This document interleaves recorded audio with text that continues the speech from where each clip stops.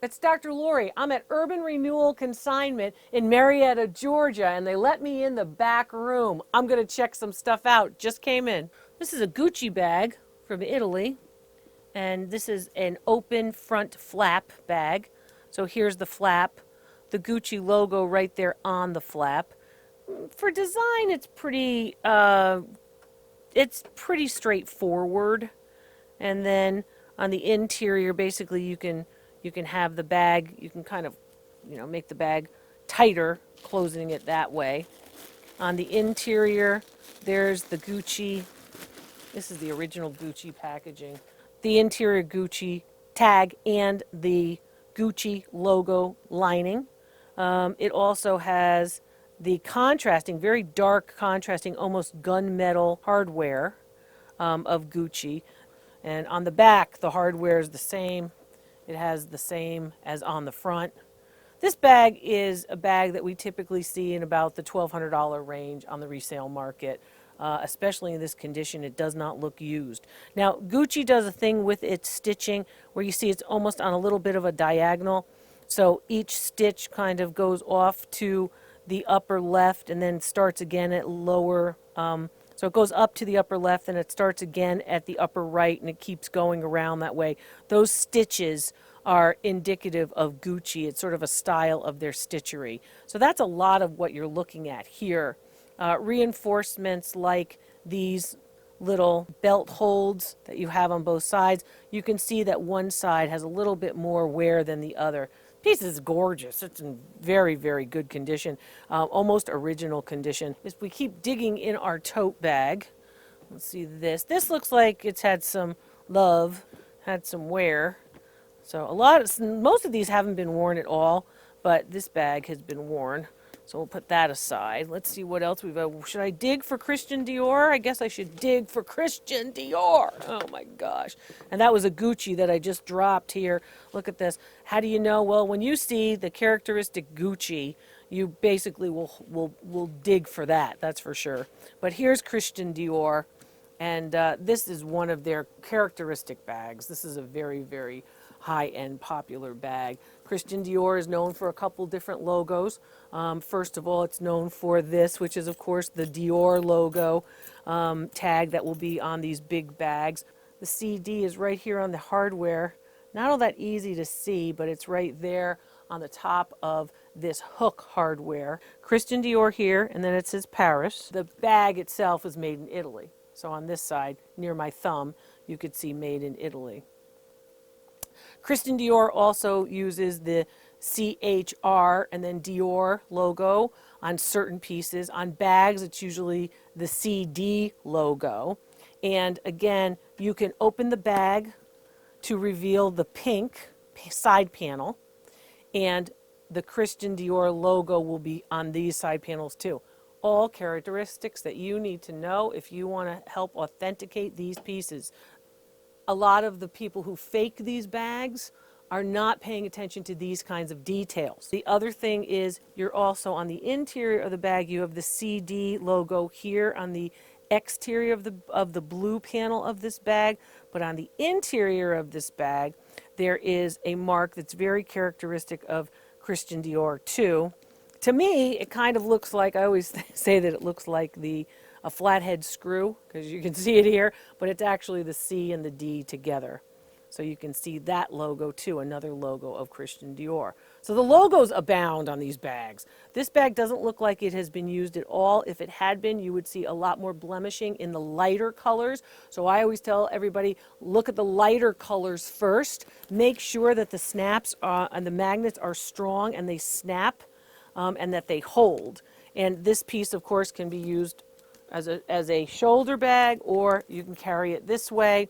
And the sides also snap together to make this nice look. It's a big, good-looking bag. It's got one big scrape on it, and that's going to probably be what takes away a lot of the value for it. What's it worth? It's worth about $2,000. On the retail market, it sold for a lot more when it first came out. But in this condition, in this environment, in this sales environment, you're looking at about $2,000 for that bag.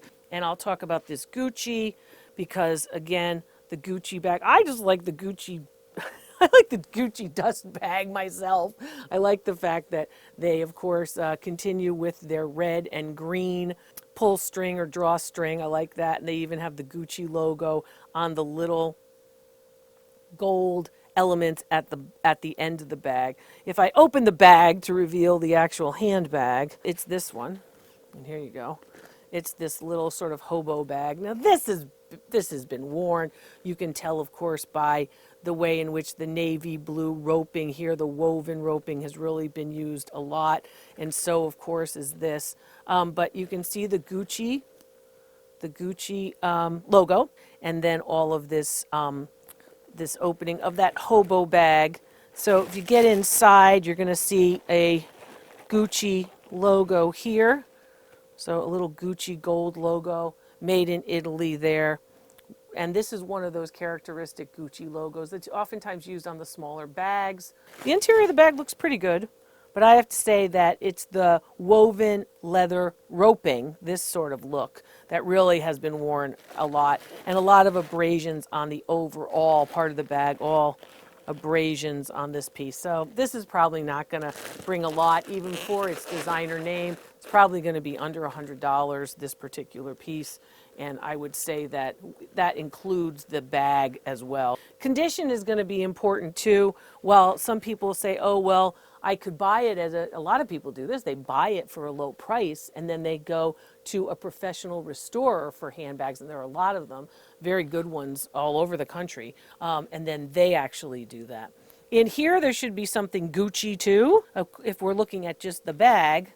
And this particular piece is another one of these hobo bags. This is really an older bag that's been used a lot. So I would say with this one, you got another problem because of condition, right? So this is, of course, Cartier of Paris.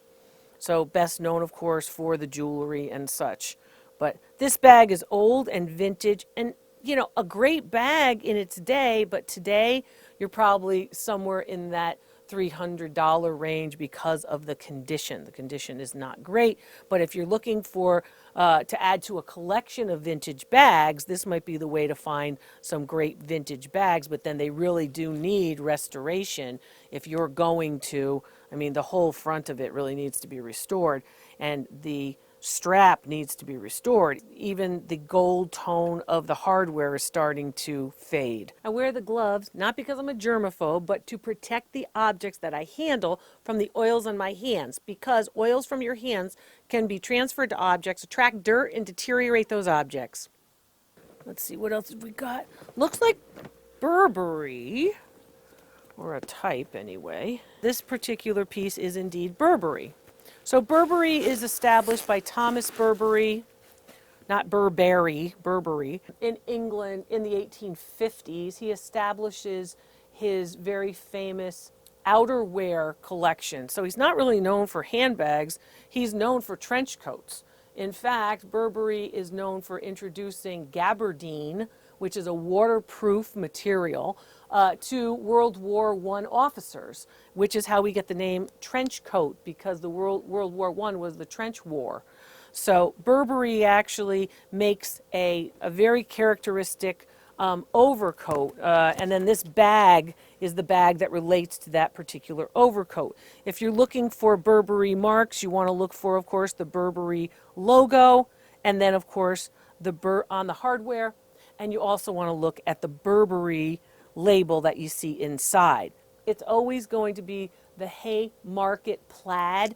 It's a Haymarket check plaid, and it's a check plaid that is known for Burberry, that kind of characterized it for its trench coats. This bag is of course leather with the check plaid, and also with very, very high end, they almost look like a horse bridle hardware, very typical of English or British design on that particular piece. That piece is a $250 bag. And speaking of Burberry coats, we have a jacket back here too that's Burberry.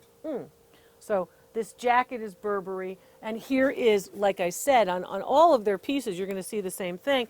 You're going to see this interior lining that is called the Haymarket check plaid, made in England, and of course of gabardine and that is waterproof. So it was made in the late 19th century for explorers, and of course by the 19 teens for soldiers and people during the war, that kind of thing.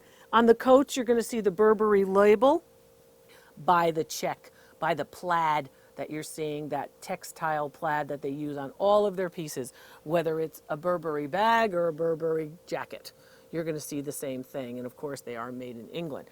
The jacket here is probably going to come in somewhere in the $150 range, but that's a new coat, just like the new bags. It's fun to be behind the scenes. I left all the bargains here for you. There's more videos to come.